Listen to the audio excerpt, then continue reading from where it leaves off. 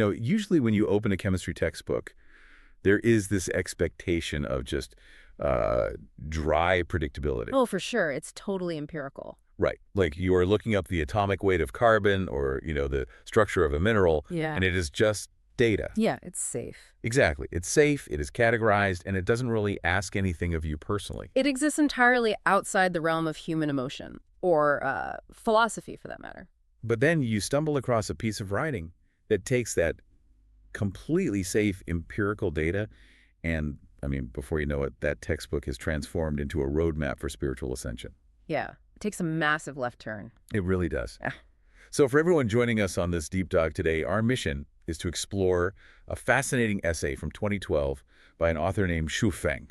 It was translated by Treasure and edited by Kayer. Right, and it has this rather unassuming title, a revelation from the structure of graphite and diamond. Which sounds like a middle school science project. It really does. But the trajectory of this essay is just incredibly unusual. Oh, Because it begins as this strict chemistry lesson about carbon atoms, and then it just wildly accelerates into a treatise on human resources, social cohesion, and eventually a blueprint for evolving human consciousness into a celestial being. which is a massive leap. Going from atomic weight to becoming a celestial being or a Buddha. Yeah, it's a lot to process. And we should probably clarify something right up front. Oh, absolutely. While the source material makes some incredibly bold and, frankly, very specific spiritual and religious claims by the end, our mission today is strictly to unpack the author's logic and metaphors. Right. We are impartially conveying the ideas in the text. Exactly. We are definitely not endorsing the philosophical or religious viewpoints here.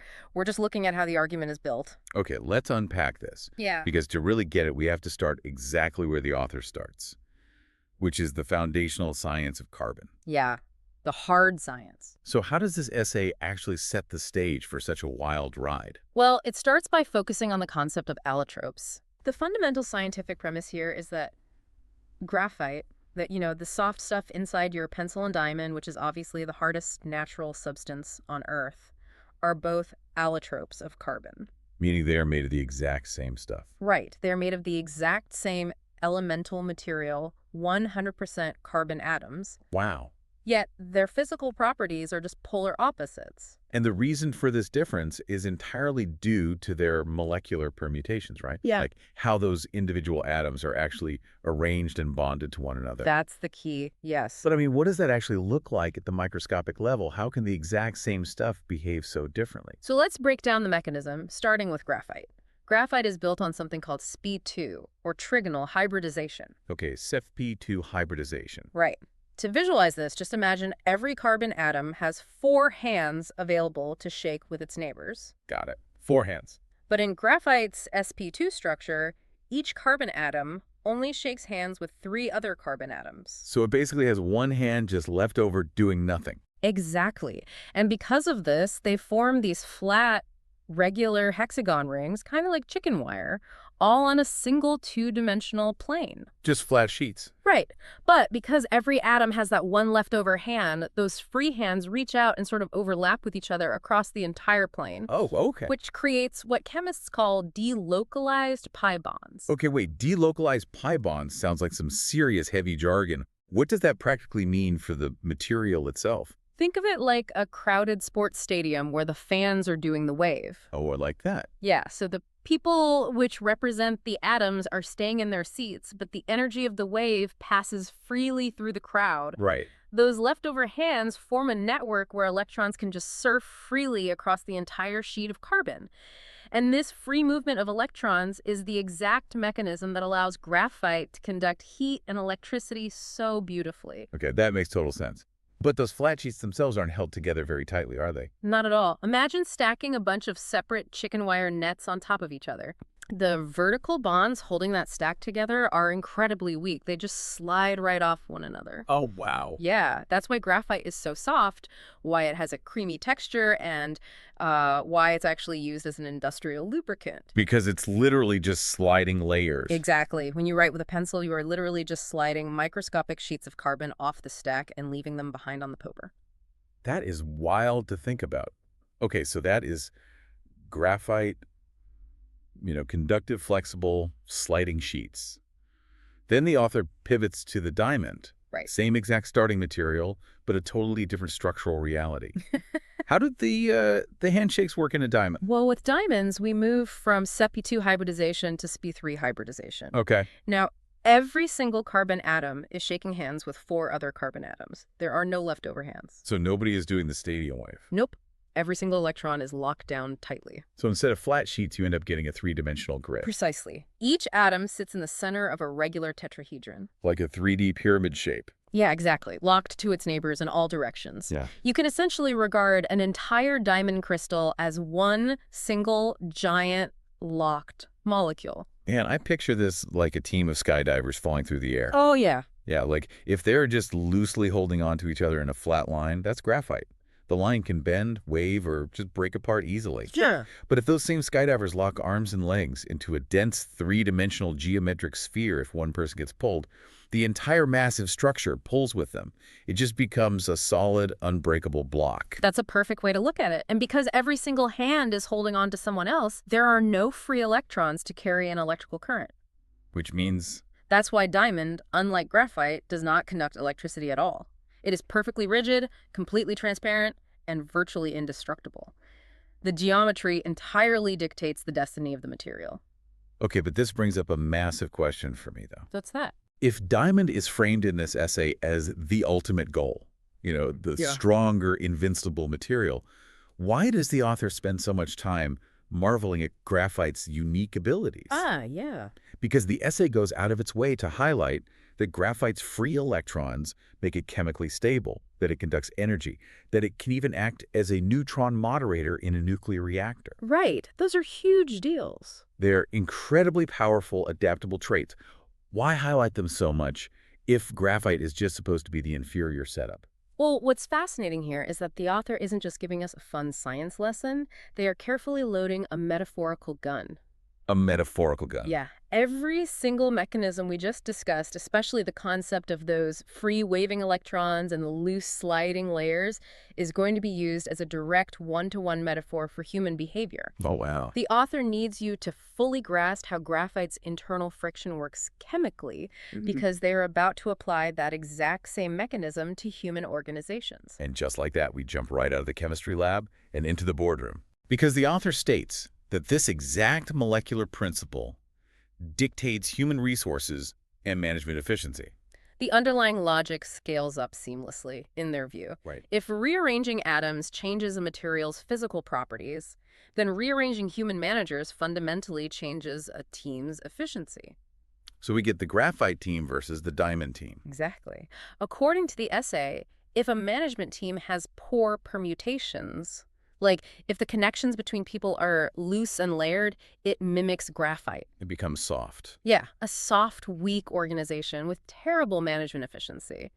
The departments don't connect securely, just like those sliding sheets of carbon. But if you arrange the team perfectly, locking everyone into specific rigid roles like that three-dimensional tetrahedron. The team becomes like a diamond. It becomes this highly efficient, unbreakable entity. And this is where the author brings back that very specific chemical mechanism, right? Yeah. The free electrons. Yes. So in graphite, those free electrons are surfing around the stadium. But in the author's human metaphor, a free electron represents a person within a group who operates on their own free will. Oh, interesting. Yeah, it's someone who has different faiths, different viewpoints, or basically just acts without strict coordination with the center. And the essay argues that if people act by their own free will, the group suffers from a lack of cohesion. Exactly. It creates internal friction. So to fix this, according to the text, you have to become like the diamond, which has 0 free electrons. Right. A diamond-like group is unified, energy efficient, and capable of destroying any stronghold. Okay, here's where it gets really interesting, though, because I have to push back on the author's metaphor just based on the very chemistry they just taught us. Let's hear it. Well, in the science section, the author establishes that free electrons are exactly what allow graphite to conduct energy, adapt, and absorb heat. Those free electrons are what give the material its utility. So if we apply that to a human organization, wouldn't stripping away all the free electrons, meaning stripping away individual viewpoints, diverse faiths, and free will, wouldn't that actually destroy a team's ability to innovate? You're tapping into a massive century-old debate in management theory here. Really? Oh, yeah. Ugh. What the author is describing aligns perfectly with Frederick Taylor's scientific management from the early 1900s. Oh, Taylorism. Right. Taylor viewed workers as literal cogs in a machine. No free will, no deviation, just pure rigid efficiency. That is the diamond approach. Right. But if you have a team of perfectly locked-in managers who never deviate from the center, sure, you have incredible execution. Yeah. But you have zero adaptability. Yep. I mean, a diamond is the hardest material, but if you hit it at the exact right angle with a hammer, it shatters because it cannot bend. It's brittle. Exactly. I mean- Whereas graphite just shifts and absorbs the blow. And modern management theory strongly sides with your pushback on this. I would hope so. Yeah, today's tech companies and agile startups view those free electrons, the diverse viewpoints, the dissenters, the creative R&D teams, not as internal friction, but as the lifeblood of innovation. Right. A modern CEO actually wants a graphite team so they can pivot when the market changes. Exactly. So why does the author completely ignore the benefits of the free electrons in their own metaphor?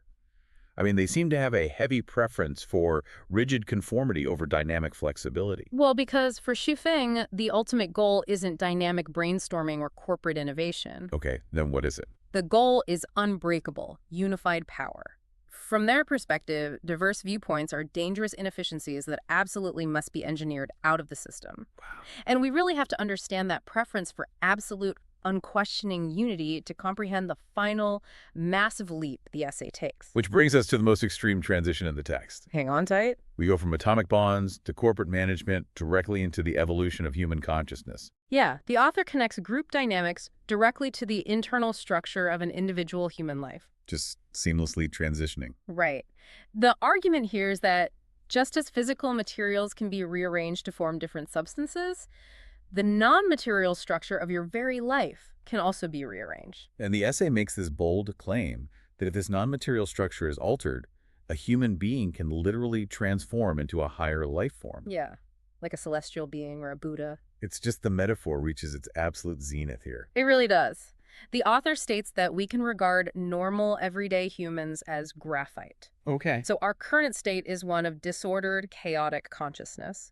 And because our consciousness is full of free electrons, meaning chaotic thoughts, divergent desires, free will, we are actually at risk of devolving toward lower life forms. But if a human's consciousness becomes perfectly ordered, Right. if we can align our internal structure into that rigid tetrahedron, completely eliminating the free electrons of individual chaos, we transform into the diamond state. Exactly. We become invincible and eternal. And here is where Shufeng introduces their personal roadmap, right? Yes, the big reveal. The text claims that the author has personally obtained the secrets to this specific transformation. Convenient. Right. And it promises that anyone who strictly follows this guided path of self-cultivation and self-refinery will inevitably reach this high-level space of life. I am just so fascinated by how this rhetorical trick actually works on a reader. It is brilliant, rhetorically speaking. Because I want to remind everyone listening, we are looking at this as a structural piece. And the author uses universally accepted, undeniable science like covalent bonds, sp2 hybridizations, and crystalline structures basically as a Trojan horse. The Trojan horse is exactly how this operates structurally. Right. You start reading and you're nodding along. You're like, yes, carbon has sp2 and sp3 bonds. Yes, diamond is harder than graphite. You're agreeing with facts. Exactly. And then it shifts to, yes, a unified team executes faster than a chaotic one. Which is plausible. Very plausible. So by the time they introduce the idea of evolving into a celestial being, your brain has already been primed to accept their logic as cold, hard fact. Yep. They use the authority of a textbook to lend undeniable weight to a deeply personal religious claim.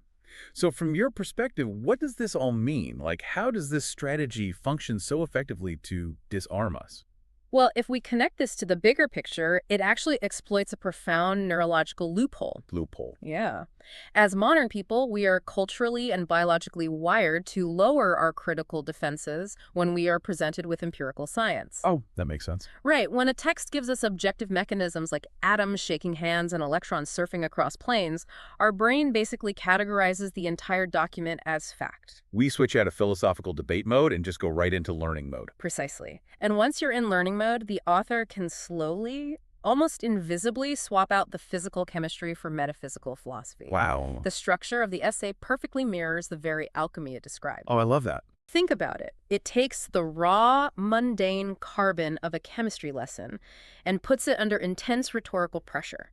It stacks the metaphors, escalating the stakes from molecules to teams to eternal souls. Right. And under that pressure, the text crystallizes from a collection of scientific facts into a sharp, brilliant, spiritual manifesto. The medium is literally the message. The molecular structure is the spiritual roadmap. It's an architecture of persuasion. That's what it is. Well, let's briefly recap this incredible journey we've just been on. Sounds good. Because we started way down at the microscopic level, looking at how carbon atoms shake hands. We learned how the exact same material can be soft and conductive or transparent and indestructible just based on whether it has free electrons. The physical reality. Right. Then, we scaled that molecular science up into human resources, exploring the author's argument that free will and diverse viewpoints cause internal friction in a team. Whereas perfect, rigid unity creates an invincible organization. Exactly. And finally, we took the ultimate leap, arriving at the claim that human consciousness itself can be re-engineered from chaotic graphite into the diamond state of a celestial being. And I think the broader takeaway here, for everyone listening, is the power of interdisciplinary thinking. Oh, totally. Regardless of whether you buy into the spiritual claims, when you learn deeply about one specific field, like the mechanics of material science, it provides you with a totally unexpected mental model. Yeah. Suddenly you're using molecular bonds as a lens to understand team dynamics, human psychology, and even personal growth. It challenges you to look at the world laterally and find those hidden connections. It really makes you wonder what other profound metaphors for human nature are just hiding in plain sight, in a physics textbook or a biology manual. The universe tends to rhyme, structurally speaking. It really does. Yeah. And I want to leave you, the listener, with a final thought to ponder today. It builds on a tiny scientific detail from the text that we didn't fully explore earlier. Oh, I know what you're going to bring up. Yeah, so in the first section, when discussing the hard science, the text notes that there are actually very few natural diamond minerals in nature. Right. However, it points out that graphite can actually be transformed into diamond artificially. But to do it, you have to subject the graphite to extreme high temperatures, extreme high pressure, and chemical catalysts. The environment has to be intensely hostile to force that kind of molecular reorganization. Right, so if we just play with the author's metaphor for a moment, the idea that we are currently in a soft, chaotic, graphite state, trying to crystallize our consciousness into a higher diamond state. What are the equivalent high temperatures and extreme pressures in our daily lives? Oh, man, that changes the entire framing of adversity. Exactly. We spend so much of our time trying to avoid stress. We try to escape the pressure cooker of modern life, the conflicts, the failures. We all do. But if the physical metaphor holds true, our most stressful, high-pressure moments, actually the physical requirement for our consciousness to crystallize. Do we actually need the heat and the pressure to level up? Are the struggles the necessary catalyst for the diamond? Exactly. It completely changes how you might look at a difficult day or an overwhelming challenge. For sure. Usually when you open a chemistry textbook, you just expect dry predictability. But maybe, just maybe, you are actually reading the instruction manual for your own evolution. Keep questioning the structure of things, and we will see you next time on The Deep Dive.